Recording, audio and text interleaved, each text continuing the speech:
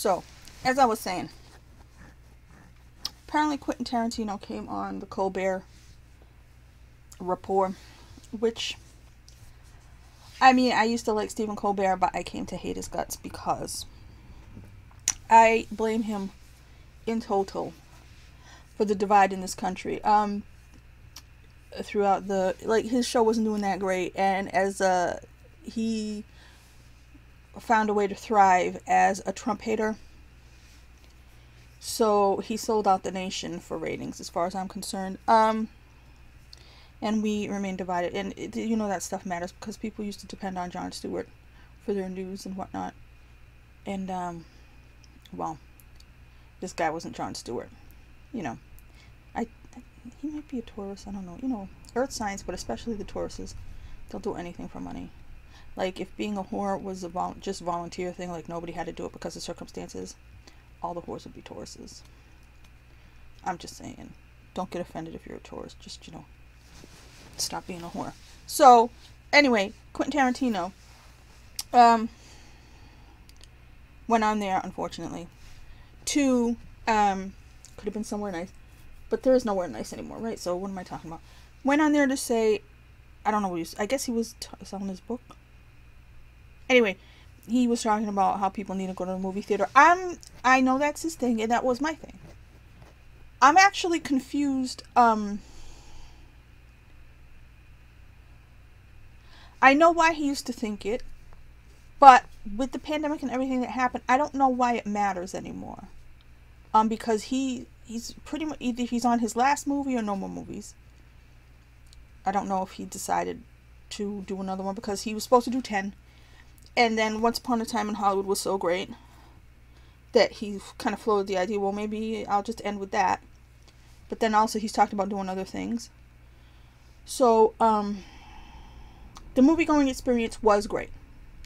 I loved going into a crowded theater. Honestly, I remember being a kid and seeing Return of the Jedi. And, everybody clapping when Vader, and if you haven't seen that movie, just get the hell out of here. What's wrong with you? When Vader throws the Emperor, right? And I saw most of the movies. I mean, when I came back home, I like saw The Matrix in there, in the same room, you know, but, I don't know how many years ago now, they renovated everything, and, you know, that big room ceased to be, well, they made it into a wide room, and I swear to God, that's the one with all the seats, and they put the big movie in there. I can't stand seeing movies in that theater, so they made it wide instead of long, because it was like a long tunnel, and it was great, and I don't even know, I mean, it was like the what do you call it? The aisle was in the middle. But there was like, I don't know, like 7 or 8 seats on this side and like 5 on that side. So, say it was a dozen people a row, and there was like, how many rows were there? Because I used to sit in row 11. I would be so pissed. It'd like, be empty. There'd be one person in row number 11 on the aisle, and I'd be like, damn it! But, I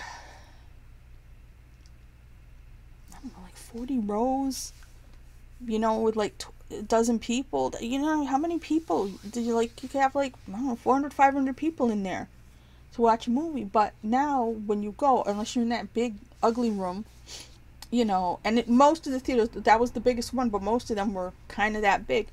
Now you go to the theater, apart from that gigantic room, which is awful, it's basically like 45, 50 Barca loungers. This is how it was. I haven't been back since the pandemic. It was like 45 to 50 Barca loungers. You know, you still got some community experience and stuff like that, especially on a big film like Infinity War. But it wasn't like it was when you sat in a huge theater. Now, that's the theater I grew up in. First it was General Cinemas, then it was AMC these last years, and like I said, then they did the Barca Lounger thing. But when I lived in New York, of course, I could go to all those other theaters, you know, and it was normal seats. And I have memories of watching Pulp Fiction, you know, in the theater and being in that community experience. And I remember There's Something About Mary up on, what is it? I think it's still there, the Lowe's, on Broadway and what is it, 66th Street? I forget what cross street it is. You know, and you know, we were laughing so bad. I mean, everybody was falling all over each other because of the hair gel. You know what I mean? And I do have memories of seeing movies in the theater, and I do think it added a lot to the theater experience. However, since the Barker Lounges came, since cell phones came, since the theaters having, for whatever reason, the sound bleeding over into other movies,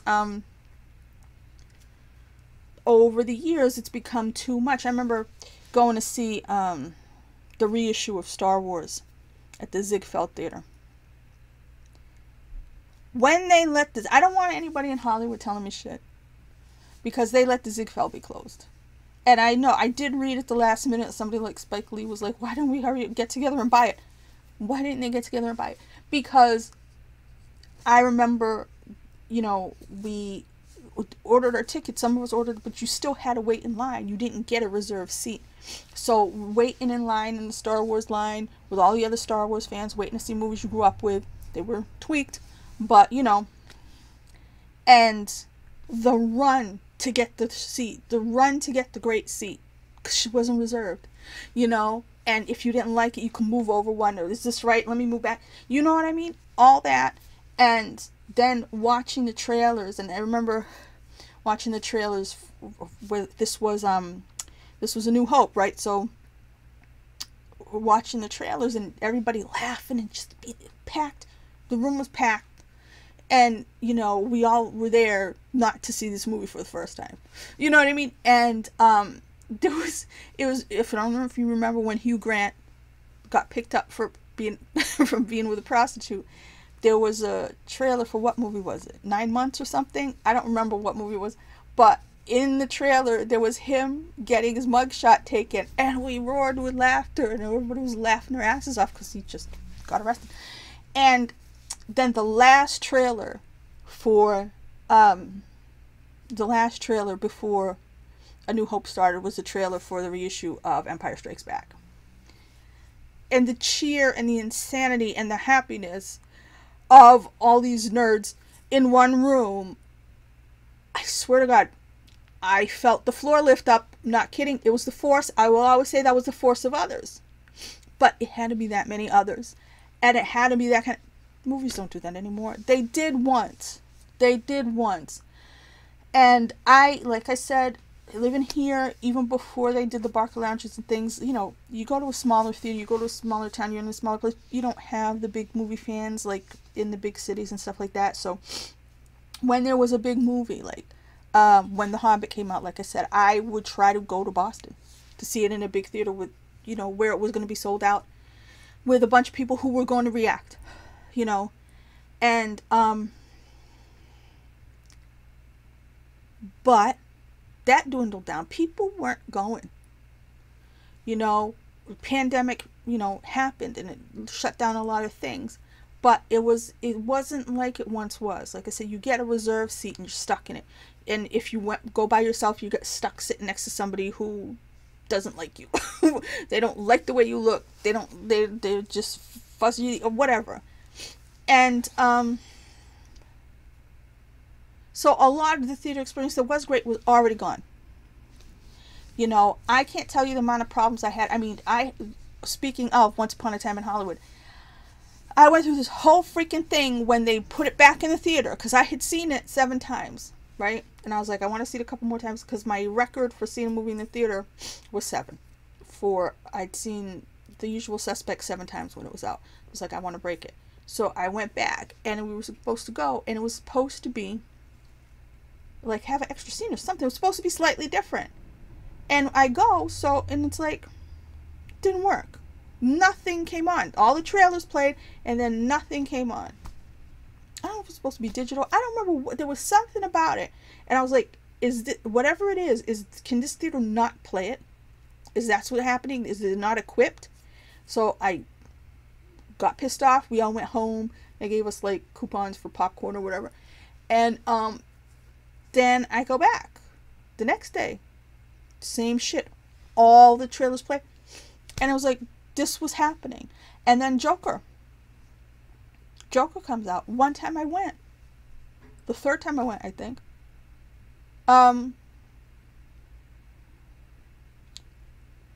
They had booked the room twice.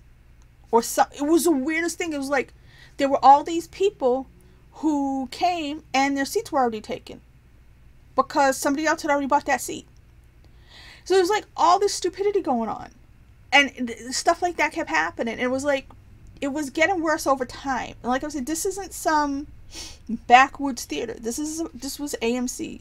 This was a place that had movies since the dawn of time. Like I said, I saw the original Star Wars. This was at the mall up here in North Dartmouth. So, you know, and then there's all those other incidentals of idiot people and all that other junk. So I was very sad when the pandemic came. I'm like, it looks like I'm never going to the movies again. And it was because of the pandemic, because of sickness and disease and having to wear a mask and all this other jazz. And I was like, and I felt really bad, you know, and I had to get used to not going to the movies. And I accepted my fate. And then my own financial situation became a situation where I'm not going to have the money to go anyway now, you know. But then there's the vaccine thing, and then there's this mask thing, and I'm not getting vaccinated. I keep hoping I'll die before they force it on me. It's not happening, but I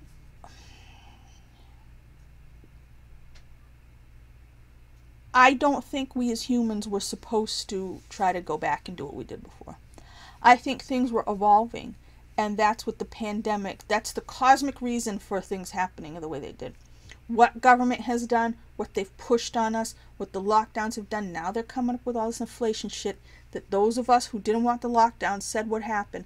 Now every day on the Today Show, they're telling people who have money how to save money. Because they forgot about us down here that don't have shit, right? But I listened to the financial lady explain to people, oh no, it's fine. You're not poor because you're getting the child tax credit. Everybody doesn't have kids. These assholes on TV who are of a certain age and have underage children and have cars and have everything they need and never had to stop working during the pandemic, those assholes insist that we're them. And I'm so fucking tired of it. But anyway, so all these people who had money, even people I like very much like Quentin Tarantino, they still kept a foot in the past. Those of us who were really slammed by the lockdowns and what it has done, never mind people who lost people, people who were really, their whole life was changed. We have changed. And to me, this was supposed to be a time for mankind to change. If the people it didn't affect that much, the movies that have continued on, you know, they're coming out, you know, they've been, those kind of people, they live in a different world than I do. You know, I used to go to the movies, I used to love movies, and I would get to know the famous people by watching their interviews and stuff like that, and all that, we're all in this together shit from the first days of the pandemic. No. Your life's continued on, you're fine, so a lot of you made money during the pandemic, you want life to be the same, okay, you can do that. And, you know, you own a movie theater, you can play all the movies you want. I don't know why you need me to go, because I would love life to have never changed, but I had to change my perspective. I'm not the same person I was 2 years ago. What mattered to me then, it can't matter to me now. You know what I mean? I'm that 2 steps away from being, you know, the person behind the the diner in Mulholland Drive. I mean, that's what I envision my future as.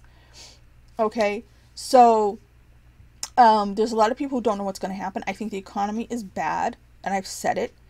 And it's starting to show up. People are starting to recognize it because they have to pay more for beef and gas, which we said was going to happen. But, you know, you guys love Joe Biden. All that infrastructure stuff, that's not going in your pocket. You're not getting any more stimulus. But you got children, right? Because everybody has underage children. I don't. Elderly people don't. There's a bunch of people in this country who do not have underage children, who did not collect and save up unemployment.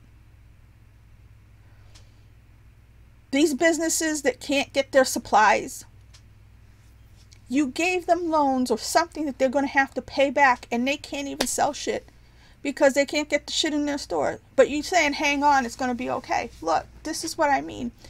So for people who make movies and want to watch movies, and your life's kind of the same as it was 20 years ago, I'm happy for you.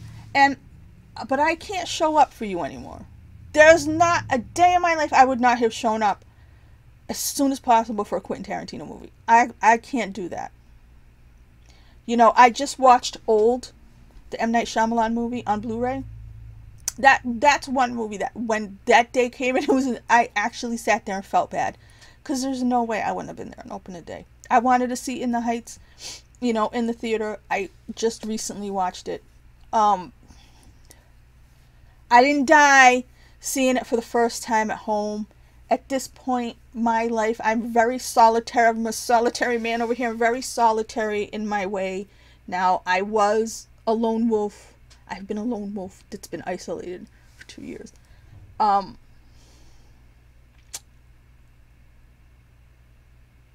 not in a pack. Probably won't survive. I would love things to have been... For me, it's not going back. I'm not getting vaccinated. I'm not sitting in a theater for 3 hours with a mask on. I don't have the money anyway. But if we could go, if you could take me back, if you could get me the Ziegfeld, right? You could get me in New York at the Ziegfeld, full, with a movie we all really want to see. I don't know. Suppose that the Matrix Resurrections was coming out and it was going to be at the Ziegfeld. But the Ziegfeld's not there anymore. I'm not going to be vaccinated. I'm not going to wear a mask for 3 hours. That is a movie I would love to force my ass somehow to see in the theater. I've been thinking about it. And I'm like, how are you thinking about that when you can't even pay for anything? How are you thinking you don't have money for necessities? How are you thinking that? But that's how much I wanted to be exactly the same kind of film goer that Quentin Tarantino wants to be. Because I do love movies. I did. Life has changed. And I don't know how everybody else is doing. The news doesn't tell me. I think that people are struggling, but then the news tells me everything's great. People do seem to be going to the movies sometimes if it's a Marvel movie that everybody ends up hating. I mean, if people are showing up for these movies, Shang-Chi or Black Widow, or if people are showing up to these movies and they're not that great, or they're pissing people off, or the quality of the movies is going to convince people to stay home. So I wish I never left the 90s. I wish I didn't. Like I said, this is a garbage century. Everything that's happened is total trash. I'm still pulling for that La Palma volcano because it's active again. I'm pulling for it to crack in half and crack the island, and it's not happening so far. But for those of you who are thriving, for those of you who are surviving this pandemic, and you're just hyped up for your boosters so you can go back to regular life and you can help Howard Stern play chess, good for you. But I'm alive, but my life's been over. My life is super over. The lockdown stamped all that. You know, the nice growl. My food's sitting there and it's getting cold. But yeah. I wish